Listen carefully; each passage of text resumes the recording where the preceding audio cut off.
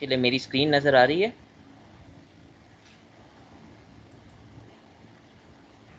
ये स्क्रीन नज़र आ रही है? Yes sir. Yes sir. Yes sir. Yes sir, आ रही है। Okay. Today's lecture we are going to cover unit conversions, which is the basic of chemical engineering. यानी जो unit conversions हैं वो basics होते हैं। सबसे पहला जो हमारा chemical engineering subject है CPP1, उसका सबसे basic topic unit conversions होता है। अब unit conversion हमें करना लाजमी है क्योंकि और जितने subjects आते हैं thermodynamics, fluid mechanics, एक्सेट्रा, उसके अंदर आपको यूनिट कन्वर्जन्स करनी लाजमी होगी। तो मैं आपको थोड़ा यूनिट कन्वर्जन्स के बारे में बता दूं। इस लेक्चर में आपको ये बताऊंगा कि यूनिट कन्वर्जन करते किस तरह है और उसका सबसे आसान मेथड क्या है। मैंने 2-3 तरह के डिफरेंट प्रॉब्लम्स इसमें ले लिए हैं ताकि आपको समझा सकूं। Okay, before I go on, I would like to tell you that there are system of units. There are two main basic types of systems. The SI, जिसको हम स्टैंडर्ड यूनिट्स बोलते हैं या एसआई सिस्टम बोलते हैं, the other is the American units. Both can be converted from one form to another. इसका मतलब आप एसआई यूनिट्स को अमेरिकन यूनिट्स में बना सकते हो और अमेरिकन यूनिट्स को एसआई में बना सकते हो। और हकीकत में आपको बनाना पड़ता है। कभी आपको कोई यूनिट में काम करना होता है, कभी कोई यूनिट में काम करना होता है। सबसे फ्रीक्वेंट एग्जांपल है ऑयल इंडस्ट्री। ऑयल इंडस्ट्री के अंदर वो अमेरिकन यूनिट्स को ज़्यादा फॉलो करते हैं कंपैरेटिवली, और आपके पास डेटा ऐसा यूनिट्स का होता है, तो ऐसा यूनिट से आप अमेरिकन यूनिट्स में कन्वर्ट करते हो। आम तौर पे हमें इंडस्ट्री में चार्ट्स मिलते हैं जिसके ऊपर कन्वर्जन टेबल्स होती हैं, but sometimes you need to make fast calculations and it is not possible to see the chart all the time. इसीलिए हमें अपने यूनिट कन्वर्जन्स मालूम होने चाहिए, और कम से कम ज़्यादा वाले बड़े वाले नहीं जो आप चार्ट में देख सकते हैं, मगर कुछ बेसिक कैलकुलेशंस मालूम होने चाहिए। It is important to know unit conversions क्योंकि without units answers are meaningless. एक इंजीनियर के लिए अगर उसको यूनिट्स अपने नहीं मालूम है तो कोई फ़ायदा नहीं है उसकी इंजीनियरिंग का। और इसकी आप इस तरह बात समझ लें कि यूनिट्स इतने इंपॉर्टेंट हैं कि अक्सर वाइवाज में भी पूछे जाते हैं ये छोटी छोटी चीज़ें यूनिट्स के बारे में, और लोगों को इसका जवाब नहीं आता और इसके बेसिस के ऊपर उनको फेल किया जाता है, because this is the most elementary या बेसिक पार्ट्स। अब यूनिट्स के साथ साथ आपको प्रीफिक्सेस मालूम होने चाहिए। यूनिट्स की बात करते हैं मगर कम से कम आपको प्रीफिक्सेस इस तरह मालूम होने चाहिए कि जो इंपॉर्टेंट प्रीफिक्सेस हैं वो क्या। जैसे for example kilo, mega, tera, giga, ये मेन वाले वो हैं। यानी 10⁻³ 10⁻⁶, 10⁻⁹, 10⁻12। इसी तरह हमें यह मालूम होना चाहिए डेसी क्या है, 10⁻⁻1, सेंटी 10⁻⁻2, मिली -3, माइक्रो -6, नैनो -9। आमतौर पे काम के सिर्फ यही होते हैं और इससे आपकी यूनिट कन्वर्जन बहुत फास्ट हो जाती है without any need for calculations.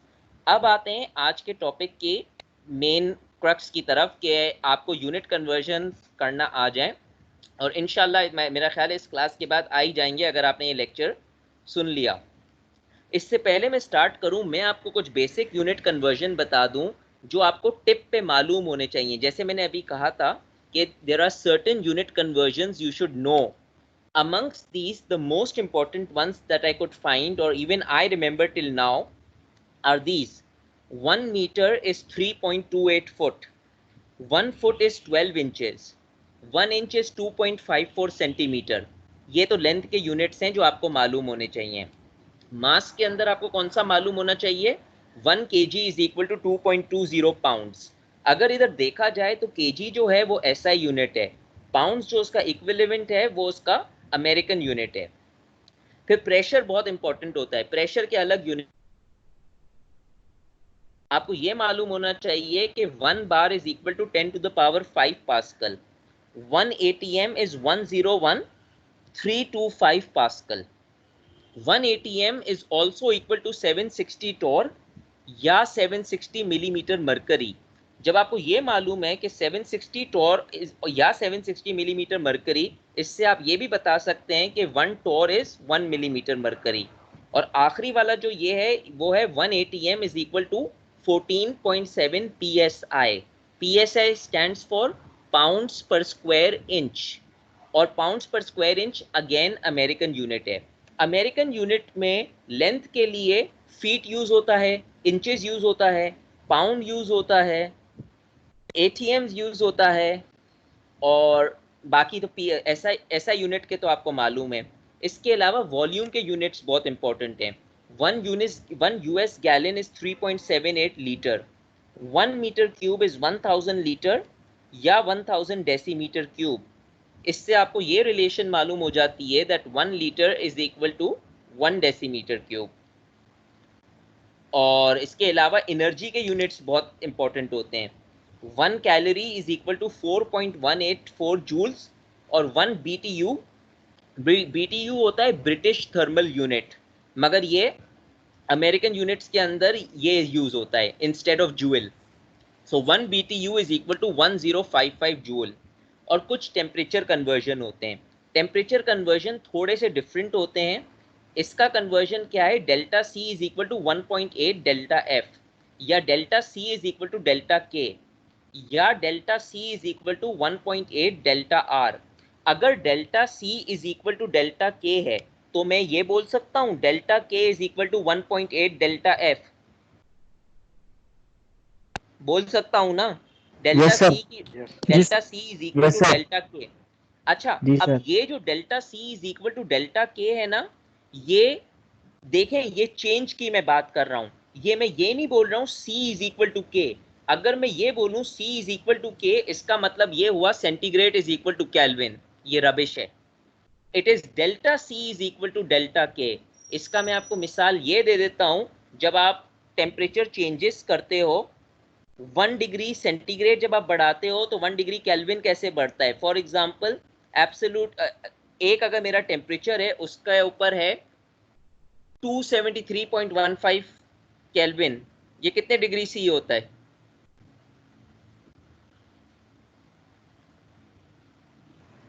Sir कोई रिपीट बताए करें। मुझे।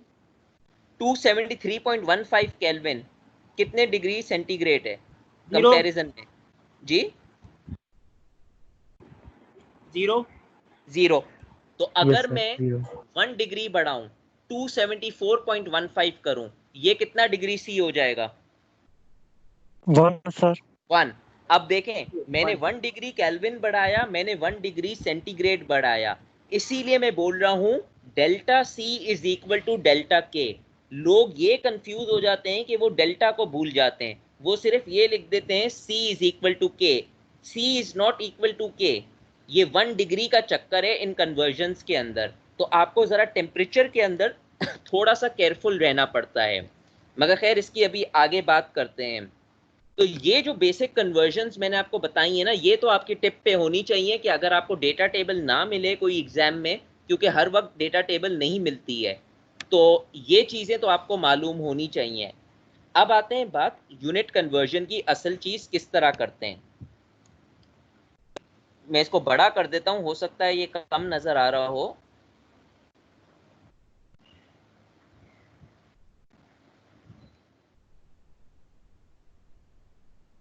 देखें, मैंने कुछ स्टेप्स लिखे हैं। सबसे पहले, the quality you want to convert और used has to be matched after writing it down. इसका क्या मतलब हुआ? लेट्स से मुझे 60 मीटर को कन्वर्ट करना है।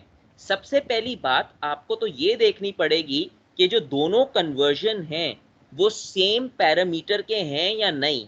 फॉर एग्जाम्पल, अगर मैं मीटर की बात कर रहा हूं तो मैं उसको सिर्फ कोई लेंथ के अंदर कन्वर्ट कर सकता हूं, यानी इंच में कन्वर्ट कर सकता हूं, किलोमीटर में कन्वर्ट कर सकता हूं, उसके अंदर क्या नाम है, फीट में कन्वर्ट कर सकता हूं।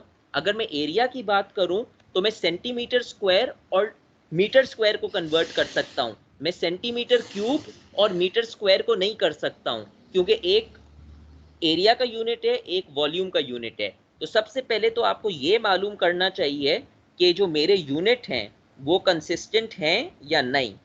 सबसे पहला स्टेप तो ये है कि आप जो भी कन्वर्ट कर रहे हो ना, उसको वैसे के वैसा कॉपी कर लो। फॉर एग्जाम्पल, यहाँ पर 60 मीटर है, तो मैंने 60 मीटर को वैसे के वैसा नीचे रख लिया।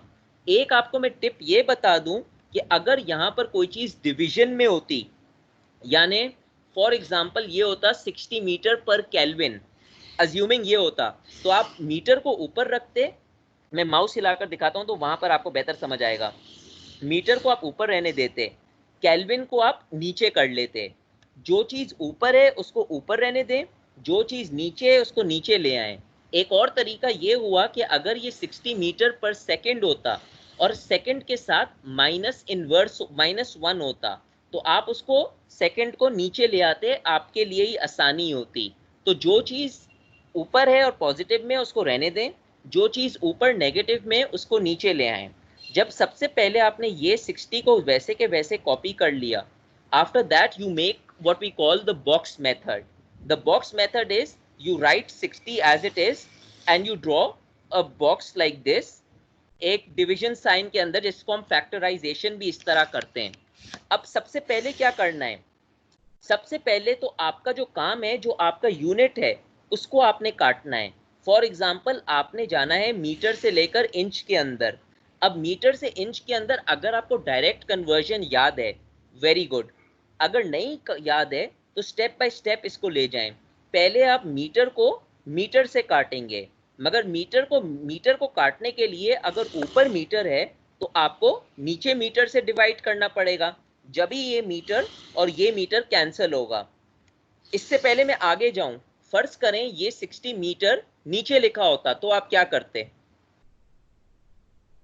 1 मीटर को ऊपर लिखते, मीटर को ऊपर लिखते, बिल्कुल मीटर को ऊपर लिखते। तो जो चीज उस साइड पे ऊपर लिखी है उसको आपको कैंसिल करना है तो उसको नीचे लिखेंगे, और जो चीज नीचे लिखी है उसको आप ऊपर करेंगे। तो if metre is on the top, मैंने यहाँ पर लिखा है if metre is on the top then you need to divide by meter to break it. Rule is that all units have to be cancelled except what you are finding. यानी अगर 60 metre को आपने inch में convert करना है, यहाँ पर तो सिंगल कन्वर्जन है आपने, मगर आप इसको डबल में भी कर सकते हैं जैसे मैं आपको दिखाऊंगा। आपने मीटर टू इंच जाना है, सिवाय इंच के आपको हर यूनिट को कैंसिल करना पड़ेगा। अब आप क्या करते हैं, आप इक्विवेलेंट यूज करते हैं कन्वर्जन का। If you do not know the conversion, break it up.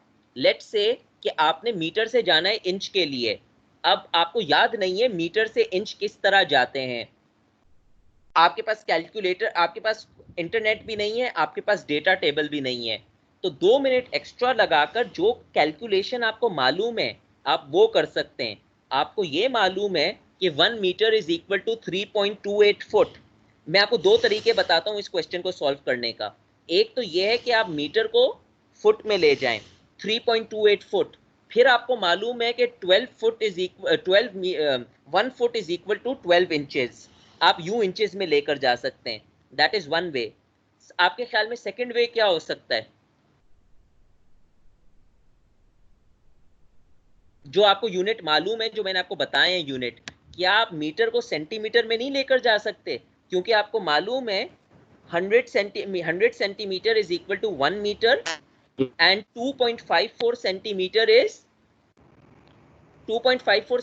Is 1 inch. आपको आपका रूलर मालूम होगा, रूलर के अंदर कितने इंचेस होते हैं? 6 इंच होते हैं, 15 सेंटीमीटर होते हैं, तो 2.54 centimetre is equal to 1 inch. तो आप ये दोनों तरीके ले सकते थे, मुझे ज्यादा कन्वीनियंट मीटर और फुट लगा तो मैंने वो मेथड लिया। अब देखें मैंने क्या किया, 60 मीटर मेरा ऊपर है, सबसे पहले मैंने मीटर को नीचे लिख दिया।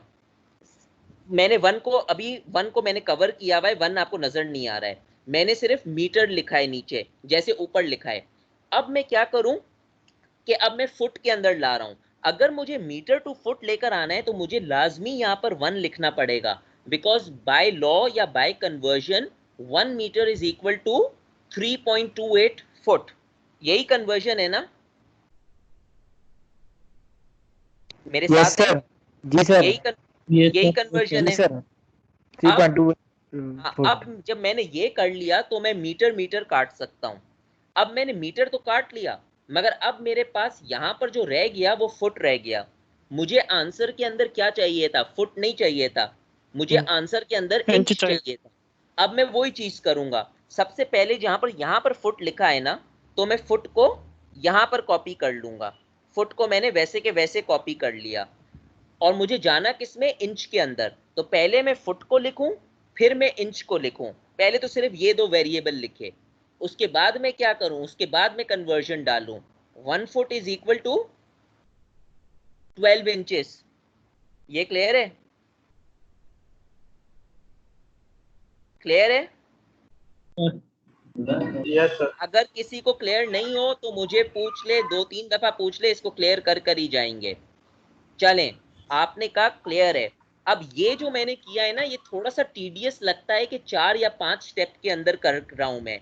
इसको मैं सिंगल स्टेप में भी कर सकता हूं, और बेहतर यही होता है कि सिंगल स्टेप के अंदर शो कर लूं, क्योंकि उसके अंदर ज्यादा वो होता है। तो मैं क्या करूं, सबसे पहले मैं 60 मीटर को वैसे ही लिखूं। मैं मीटर को नीचे ले आऊं, वही चीज है, मीटर को नीचे ले आऊं, फुट को ऊपर लिखूं। अब मुझे मालूम है 1 metre is equal to 3.28 foot. Metre गया यहां से। अब मैं क्या करूं, यहां पर फुट मेरे पास लिखा हुआ है, इस फुट को मैं नीचे ले आऊं इधर, और मुझे जाना किस में, मुझे इंच में जाना है।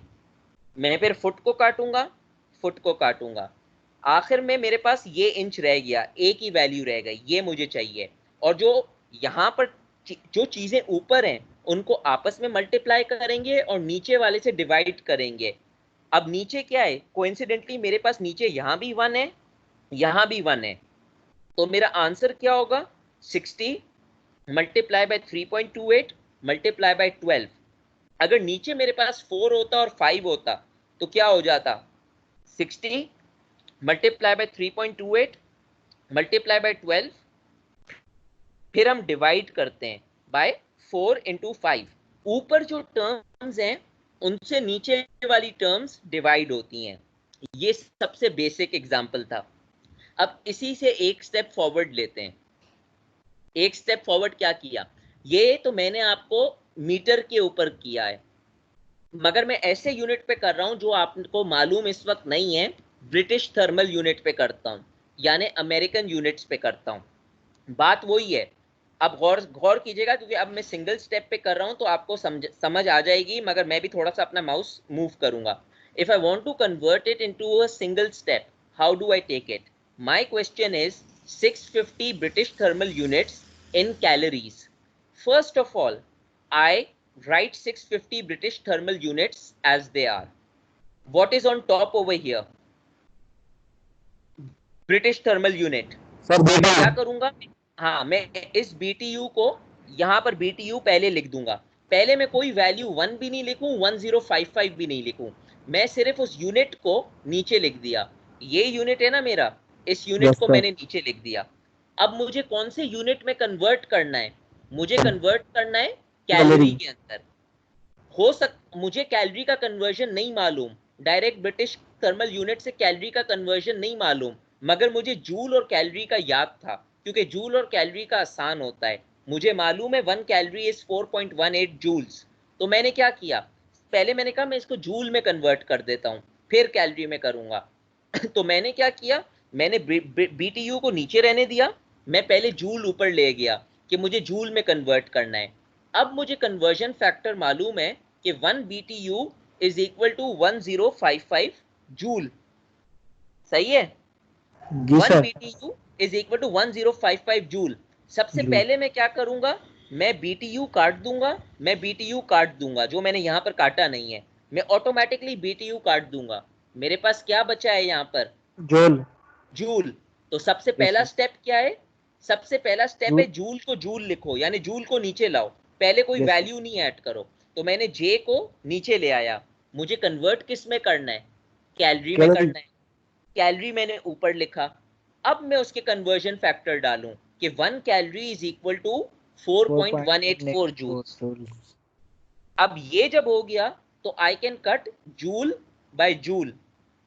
मेरे पास यस क्या बचा, सिर्फ कैलोरी बचा। कैलोरी अब मैं क्या करूंगा, 650 मल्टीप्लाइड बाय 1055 मल्टीप्लाई बाय 1। ये ऊपर है, ये डिवाइड होगा, किससे डिवाइड होगा, 4.184 मल्टीप्लाइड बाय 1। आंसर मेरा कैलोरी में आएगा। अब एक चीज मैंने सॉल्व की नहीं है, मगर मैं आपसे पूछता हूं, ओरली मुझे आप बता दें कि आप इसको किस तरह अप्रोच करेंगे। अगर मैं आपको बोलूं कि मुझे 660 सॉरी 660 बोल रहा हूं, 45 टोर को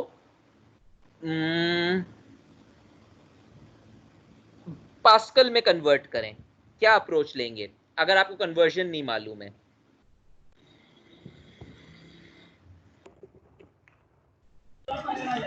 सर तो पहले मुझे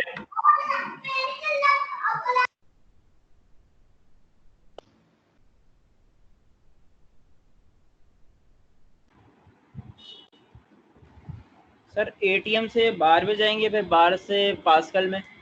अच्छा, देखें, आपने आधा सही बोला, मगर एटीएम से बार और बार में पास्कल थोड़ा सा टीडियस है। एटीएम से आप टॉर से एटीएम में जाएंगे क्योंकि आपको ये तो मालूम है 1 ATM is equal to 760 torr, पर आपको बार में जाने की क्या जरूरत है? आपको ये भी मालूम है 1 एटीएम इज 101325 पास्कल, ये भी आपको डायरेक्ट ही मालूम है ना। यस हाँ, सर। अगर इसका डिफरेंट होता, जी इसका सर। इसका ये होता कि अगर मैं आपको बोलता 760 टॉर से आप बार के अंदर जाएं, और आपको बार और एटीएम का अब रिलेशन नहीं मालूम है, तो अब आप कर सकते थे कि 760 टॉर से पहले आप एटीएम में जाते, एटीएम से आप पास्कल में आते क्योंकि ये कन्वर्जन इजी है, और पास्कल से बार में चले जाते, because you know 1 bar is 10 to the power 5 pascal. आप लोग के पास आपके बुक्स और कैलकुलेटर अभी खुले हैं? यस तो यस एक सर। ओरली एक क्वेश्चन दे देता, चलें छोड़ें इसको, मैं बाद में दे दूंगा, मगर बात समझ आई किस तरह कन्वर्ट करना है? जी सर। तो कोई भी कन्वर्जन हो सकती है अगर आपको कन्वर्जन स्टेप मालूम है ना, और कन्वर्जन यूनिट मालूम है। और देखें, जो मैंने आपको यूनिट कराए हैं ना, इससे बाहर के यूनिट नहीं आते, और अगर इसके बाहर से भी यूनिट आ गए तो उसके भी तरीके हैं। फॉर एग्जाम्पल, अगर मैं वॉल्यूम की बात करता हूं, और वॉल्यूम के अंदर अगर मैं आपको फिट क्यूब से बोलता हूं, फिट क्यूब से गैलन के अंदर जाएं, तो आप कैसे जाएंगे? फिट क्यूब से यूएस गैलन, दिमाग में क्या आता है आपके? फिट से पहले लीटर में जाएंगे, फिट से पहले मीटर। लीटर में जाएंगे क्योंकि लीटर और यस गैलन का रिलेशन है, मगर यस लीटर में सर। जाने के लिए क्या करेंगे? फिट क्यूब से लीटर का रिलेशन आपको याद है? नो सर, फिट से पहले सेंटीमीटर में चले जाएंगे, फिर मीटर में चले, फिर सेंटीमीटर क्यूब में चले जाएंगे, फिर मीटर क्यूब में, फिर डीएम क्यूब में, फिर उसके बाद यूएस देखें ले देखें, लेंगे। आप इतना लंबा मेथड क्यों ले रहे हैं? आपको मैंने मेन वो कन्वर्जन बताए हैं, आप ये क्यों नहीं करते कि आप फीट क्यूब से मीटर क्यूब में जाते हैं, फीट क्यूब से मीटर क्यूब, मीटर क्यूब से डायरेक्ट लीटर में चले जाएं। यस मैंने आपको क्या बोला? One one one metre cube is 1000 litre, या 1 metre cube is also 1000 decimetre cube. तो डेसीमीटर क्यूब और लीटर तो एक ही वैल्यू है।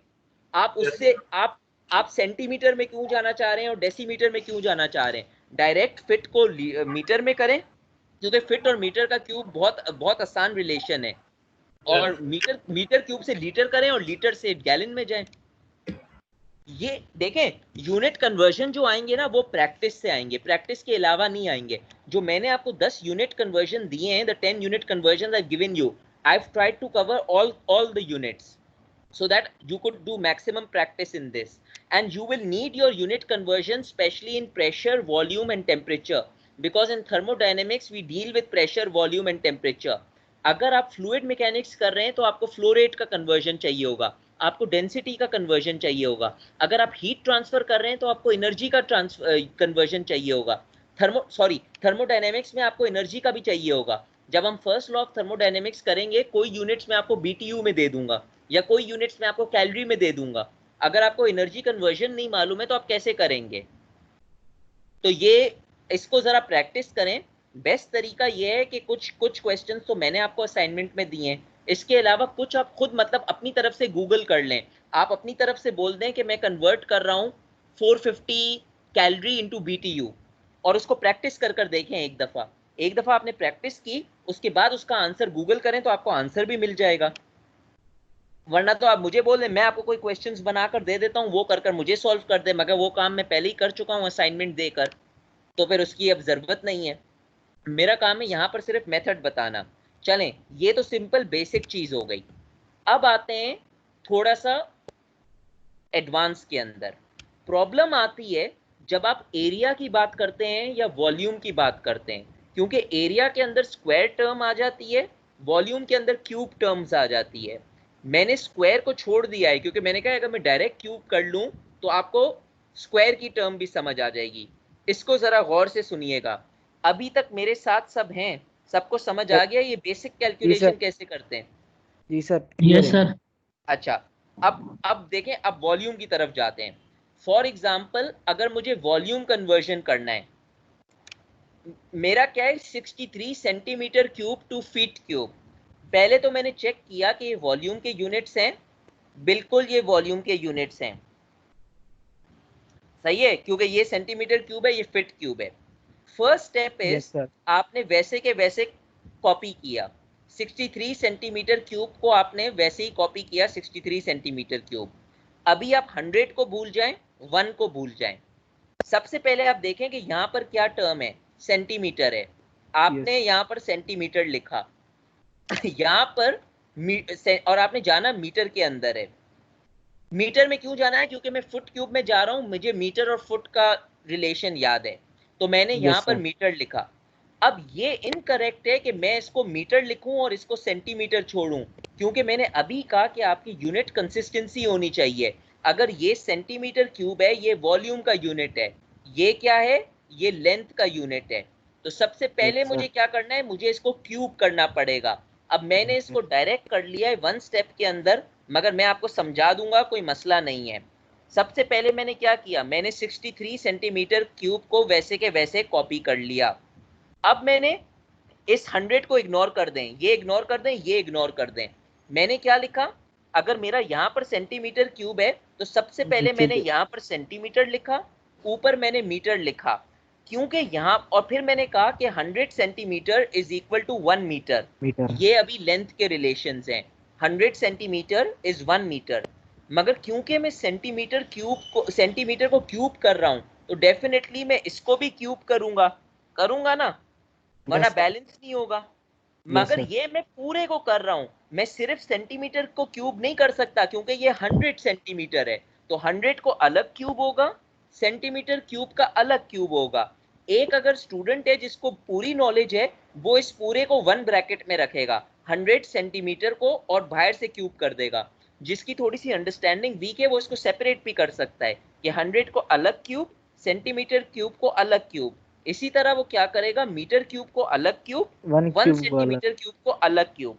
अब वो क्या करेगा, सेंटीमीटर क्यूब कट गया, सेंटीमीटर क्यूब कट गया। अब यस। उसके पास यहां पर क्या बचा, मीटर क्यूब, यही मीटर। बचा ना।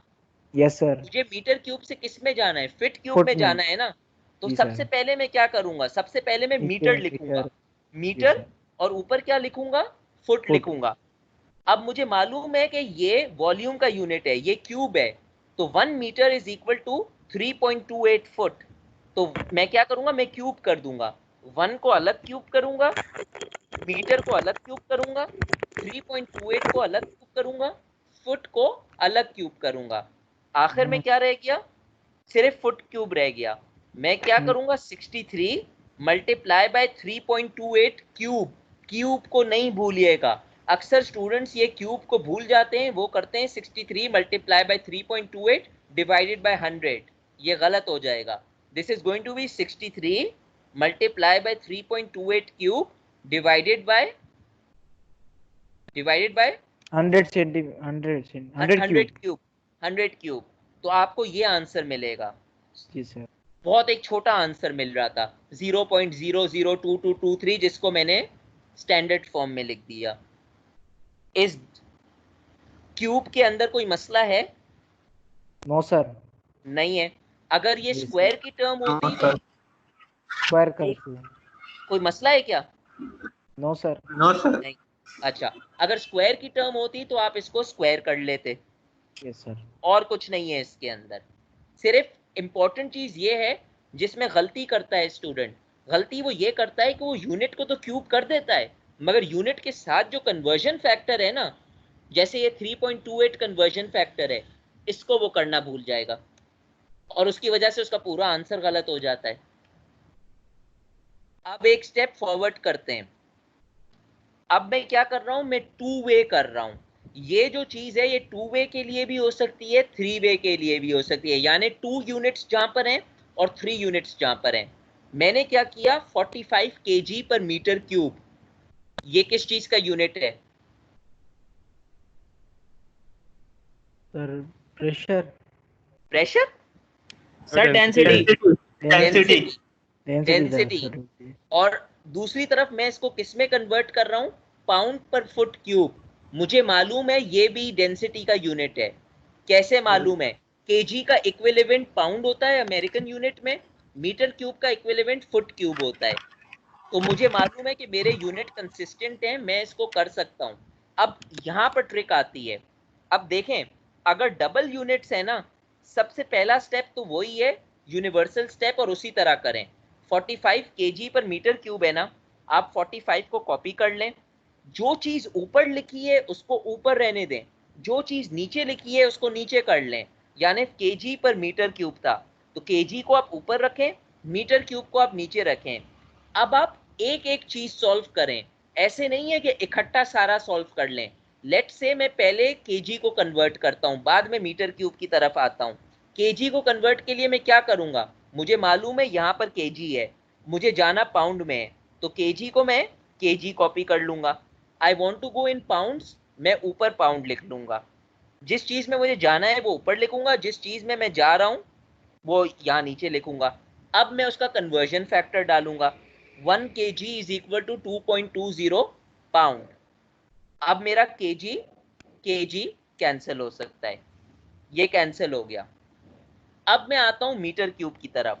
अब यहां पर देखें उल्टा है, जो आप अभी तक कर रहे थे ना, आप डाउन टू अप जा रहे थे। ये मैंने दिया ही इसलिए कि आप अप टू डाउन आ रहे थे, ये मैंने दिया इसलिए ताकि आपको रिवर्स में भी मालूम पड़े। मुझे जाना है मीटर क्यूब से किस में, फुट क्यूब में। प्रोसेस वही है। मीटर क्यूब अगर नीचे है तो मुझे काटने के लिए ऊपर क्या लिखना पड़ेगा, मीटर क्यूब लिखना पड़ेगा। मुझे जाना किस में, फुट क्यूब में। तो इधर मैं क्या करूंगा, मैं रिवर्स करूंगा। I will write metre cube on the top and I will write foot cube at the bottom. या मीटर क्यूब नहीं, I will write metre at the top and I will write foot at the bottom. And I also know that 1 meter is equal to 3.28 foot. And then I know that this is meter cube. Because this is meter cube, I will cube this part. और मुझे पूरा cube करना पड़ेगा, यानी ये 1 cube हो जाएगा, ये मीटर क्यूब हो जाएगा, ये 3.28 क्यूब हो जाएगा, ये फुट क्यूब हो जाएगा। क्लियर है? जी सर। आखिरी स्टेप क्या होगा, 45 मल्टीप्लाई बाय 2.20 डिवाइडेड बाय 3.28 का क्यूब। ये क्यूब नहीं भूलिएगा, ये टू वे प्रोसेस है। ये समझ आई? Yes sir. अब बहुत एक्सट्रीम केसेस के अंदर थ्री वे भी आ सकता है। थ्री वे आ सकता है जब आप स्पेसिफिक हीट की बात करें। आपने स्पेसिफिक हीट की सुना होगा, specific heat is what, energy पर केजी केल्विन। लेट्स से मेरा और मगर इसके अंदर टेम्परेचर यूज हो रहा है। टेम्परेचर का कन्वर्जन थोड़ा सा डिफरेंट है, उसकी अभी मैं बात करूंगा। मुझे क्या करना है, मुझे जाना है 1000 जूल पर केजी सेंटीग्रेड से BTU पर पाउंड फॉरेनहाइट। सबसे पहले मैं अपने यूनिट चेक करूं कि अगर यूनिट के अंदर मसला है, अगर यूनिट में मसला है तो ये पॉसिबल नहीं है। सबसे पहले मैं क्या करूंगा, मैं यूनिट देखूंगा। यहां पर जूल है, एनर्जी का यूनिट है, BTU है, एनर्जी का यूनिट है, सही है। केजी मास का यूनिट है, पाउंड मास का यूनिट है, सेंटीग्रेड टेम्परेचर का यूनिट है, फॉरेनहाइट टेम्परेचर का यूनिट है। This is okay, I can do this question. अब मैं क्या करूंगा, मैं कॉपी करूंगा इसको जैसे के जैसा है। 1000 जूल पर केजी सेंटीग्रेड, जूल ऊपर था मैंने जूल को ऊपर रहने दिया, केजी नीचे था मैंने केजी को रहने दिया, सी नीचे था मैंने सी को रहने दिया। फर्ज करें ये होता जूल सेकंड माइनस इनवर्स, मैं क्या करता, अपनी आसानी के लिए।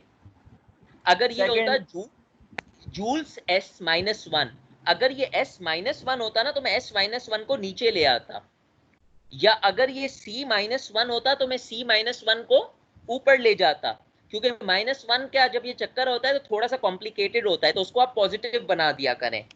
समझ आई मैं बोलना क्या चाह रहा हूं?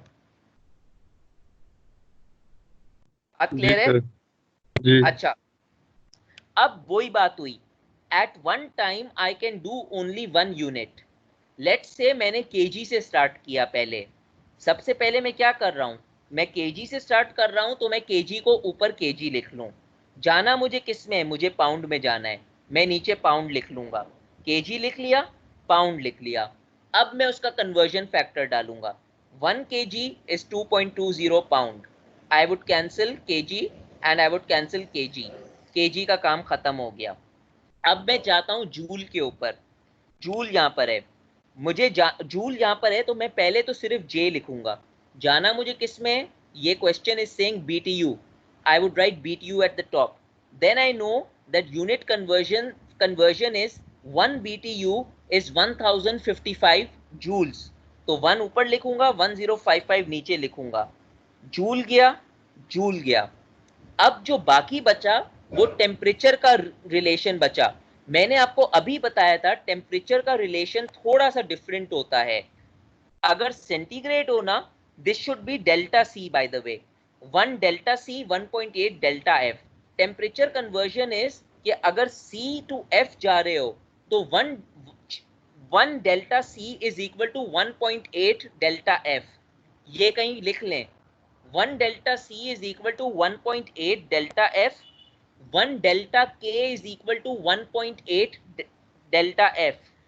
और डेल्टा एफ और डेल्टा आर सेम होते हैं, यानी सर रिपीट करें sir. 1.c is equal to, एक सेकेंड इधर आ जाएं, मैंने कुछ लिखा तो था। Look, delta C is, sorry क्या हो गया, डेल्टा सी यानी 1 delta C is equal to 1.8 delta F. 1 delta C is also equal to 1 delta K. 1 delta C is equal to 1.8 delta R. दो रिलेशन इसमें मिसिंग है। एक relation ये missing है, delta F is equal to delta R, that is one relation. ये कहीं add कर लें, delta F is equal to delta R. और दूसरी रिलेशन ये है, delta K is equal to 1.8 delta are.